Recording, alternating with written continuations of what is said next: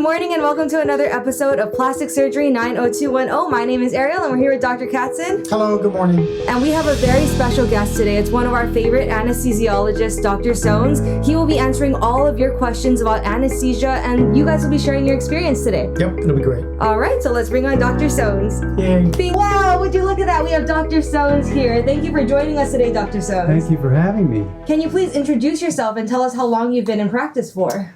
Yes, I'm Daniel Soanes. I've been in practice for about, 38 years? Could that be? Yeah, 38 years. And I'm a board-certified anesthesiologist, trained at UCLA, went to medical school at UCLA. And let's talk about your relationship. How long have you guys been working together? I don't know, maybe 25 years? Yeah, I think about 25 years, yeah. So, long time. What is the most common fear in surgery? Dr. Katzen, you could answer that, and then we could lead it to Dr. Soanes. Yeah, so very common question I get from my patients. They're very nervous about surgery. And so I ask them, what are you most concerned or nervous about? And they're not really nervous about the surgery per se, but they're most nervous about the anesthesia.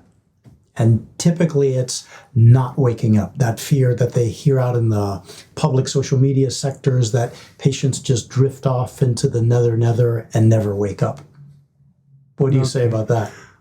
That's interesting. I wasn't aware of that's the most common fear that your surgical patients come to you with. Yeah. The chances of that happening with our patients is almost zero. Because first of all, we don't operate on patients that are so sick that could actually be a possibility. True.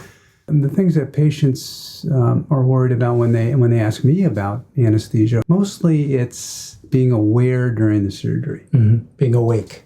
Yes. Yeah. Being awake, being able to hear and feel pain during the surgery, but not be able to communicate that to anybody. True. And there was a movie about that one. Yeah, too. and that's the problem. It's such a weird thing and so attractive to people that make movies and write books, and that's where the patients get. And yet everyone knows about it. So how do you make sure they're completely asleep?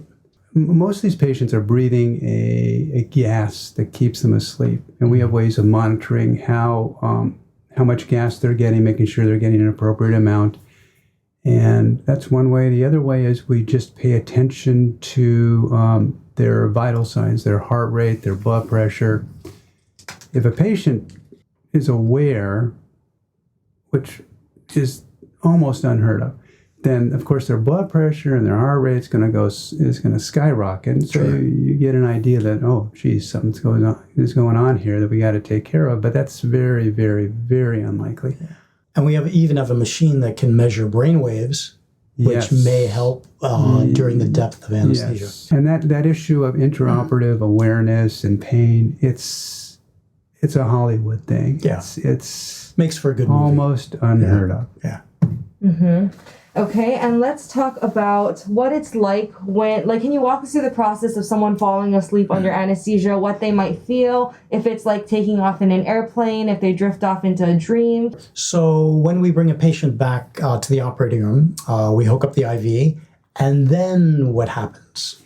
First, we typically give them a few medicines to try to prevent nausea, and maybe to dry up their saliva, because sometimes saliva can get in the way of a patient's breathing, and also a medicine to help with anxiety. Typically, it's a medicine called Versed, which is related to Valium. Most people have heard of Valium. Yeah, so it helps them relax. Yes. Yeah. Eventually, we hooked them up to all the monitors, EKG, blood pressure, pulse oximeter, which is a way to measure their oxygenation in their blood. And then we give a medicine through the IV. Typically, it's called propofol, which you might have heard of also. Depending on how much we give, we'll eventually put them to sleep if we give them enough.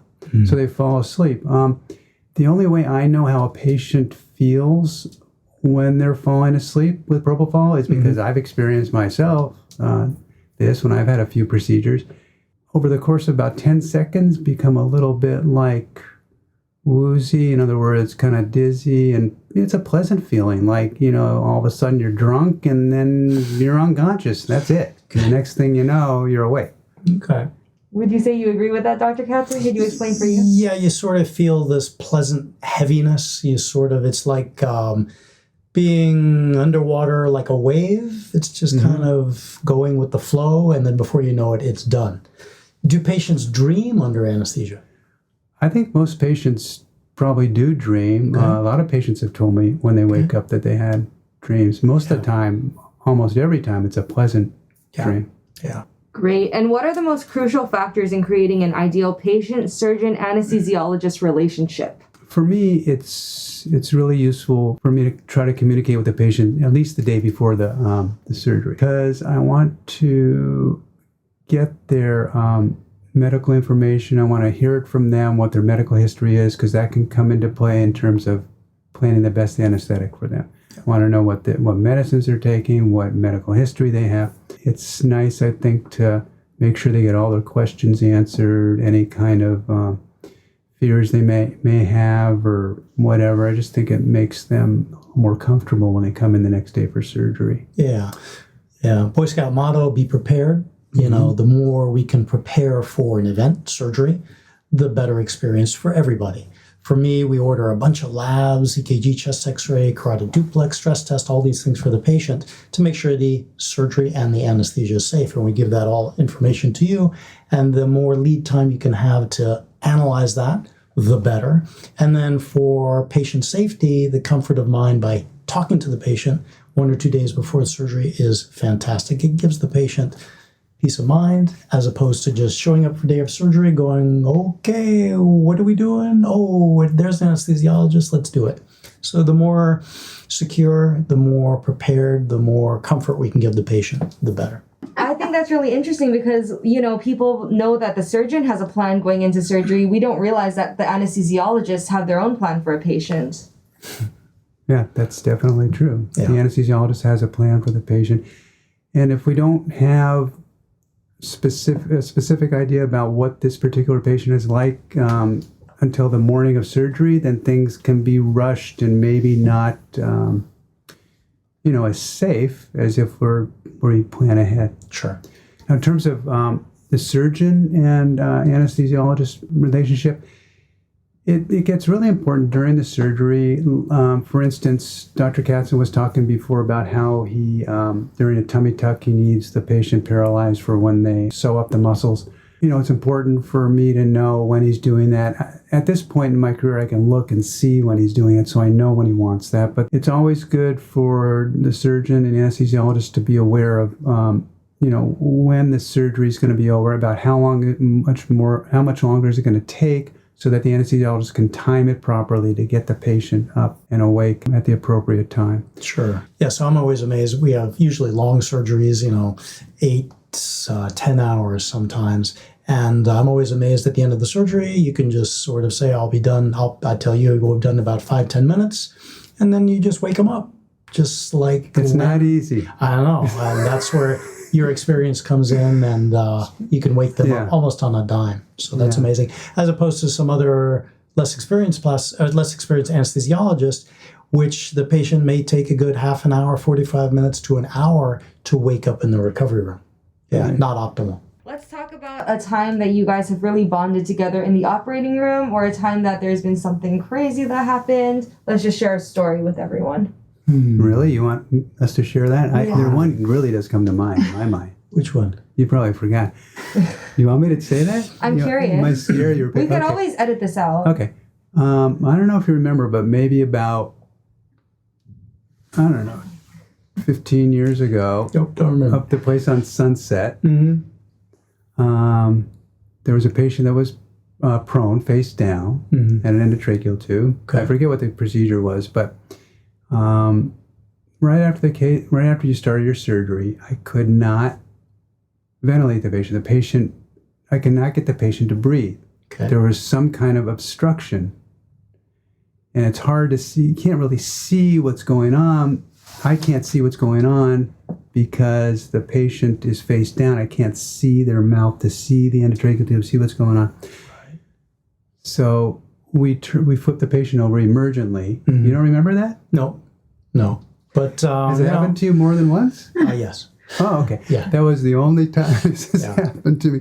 And, I was very, very concerned. So I flipped the patient over, and it turned out the patient was biting on the endotracheal tube, so they, so it obstructed their airway completely. So it was a simple fix, and So the number one thing in surgery and anesthesia is airway. We talk about the ABCs of anything when we're doing surgery and anesthesia. So airway is number one. The surgery can go perfectly, but if the airway is not good, the surgery is not a success. So airway is number one. So if we get in an acute situation like that and the airway is not secure, you've got to stop the surgery wherever you are, flip the patient over, and fix that airway. Yeah. So that's the one that comes to mind. Otherwise, I don't remember. The question was what? Event bonded. What Bonded? event bonded you guys? Okay. And then sort of over the years, it's very important for the surgeon and the anesthesiologist to have a very good relationship to sort of know where we are in the scheme of surgery. So at this point, 20 years, 25 years out, it's sort of like a well choreographed dance or ballet where I know what you're doing and you know what I'm doing, so we can sort of simultaneously work to the patient's benefit to get the optimal result. So you know where I am during a tummy tuck, when to paralyze the muscle, where I am where I'm doing a breast augmentation or a facelift, and to sort of titrate the medications accordingly. So it's sort of a dance at this point, as opposed to me reminding the anesthesiologist, oh, please give this medication, please give the antibiotics. Oh, please give something for nausea. Oh, please give TXA to minimize the bleeding. And then, we'll be done in about half an hour, 45 minutes, which some of the less experienced anesthesiologists may sort of wait for the surgeon to remind them, so to speak. Yeah. And at this point, I've learned that your patients in particular have the most extensive preoperative workup of any surgeon I work with. Good. Which is really good to hear. Yeah, that's really definitely good to hear. They're all well prepared. Every medical condition they have is worked up and made sure that the patient is in the best shape they can be for the surgery. That's really good to hear, comforting to hear. Yeah, we order a whole bunch of labs well before the surgery. It's not like I see a patient and we're doing the surgery that day or the next day. So we have plenty of lead time to get all the labs, EKG, chest x-ray. If they're older, 55, we get a carotid duplex to check their neck for plaque that could lead to a stroke. Stress test to check their heart to make sure the stress of the surgery doesn't give them a heart attack. And then we have them see their internist multiple times to stabilize all these medical conditions to maximize their results with surgery and to minimize their anesthetic risks. Yeah. So preoperative instructions for the patient. Typically, we don't want the patient to eat anything 6 hours before the procedure starts, before anesthesia starts. Now that includes liquids that are not clear. Okay. And by clear liquid, a clear liquid is a liquid you can see through and that doesn't have any little bits of anything in it. Clear liquids can be had up to 2 hours before the patient's put under anesthesia. Okay. Examples of liquids that are not clear would be like orange juice with pulp in it. Milk. Milk, definitely. Yeah. You can't see through milk. Yeah. And coffee. Well, actually, coffee is considered a clear liquid. Wow. Okay. Yes. All right. As long as you don't put anything in it that changes the color of it, like milk or a creamer. Gotcha. So next question is, do you like your job? I love my job. I really do. I'm really happy I did this. I like it because I like being in the operating room. I like using my hands, like the one-on-one patient care that's intensive instead of the alternative, which would be to follow a patient for years and years and years. And Dr. Katzen, what about you? Are you happy with your job? Shouldn't have Make comments about the staff and office issues. Yeah, I'm very happy with the field I chose. Plastic surgery is very creative. We get to work with our hands all the time. Plastic surgery lands, a new thing is always coming out every couple of months. So it's kind of cool to deal with newer innovations and technology to see if it actually works. And usually very satisfied patients. You know, we have the befores and then afters. Patients are usually all in all a very happy clientele, as opposed to some of the other surgical fields, which are a little bit more depressing. We're helping mankind, of course, but some of the oncology fields, the cancer fields, are a little bit more emotionally demanding, perhaps. But yeah, I love plastic surgery. And you love your office staff. Yeah, and I love most of my office staff. Yeah. And I love all my office staff. Thank you very much, Dr. Sones, for being with us on Plastic Surgery 90210. We really appreciate it, and we love working with you, and wish we could have been doing plastic surgery with you today, but we'll see you hopefully in the next couple of days. Yes, in the hopefully, operating. yes. Thank you so much for having me here. Really enjoyed it. Sure, thanks for coming. Message to the world. This is going out to the whole The world. whole world. You can talk to this The camera. universe. Wow. The universe. The universe is listening. Be kind to one another. Please. Thank you. Thank you very much. Podcast. Thank wow. you. I used That was really good. okay. Yeah. That was really good. I used to go out with an anesthesiologist. No. He was a local boy. Are you sure he wasn't a nurse No, it's anesthetist? a joke. It's a joke.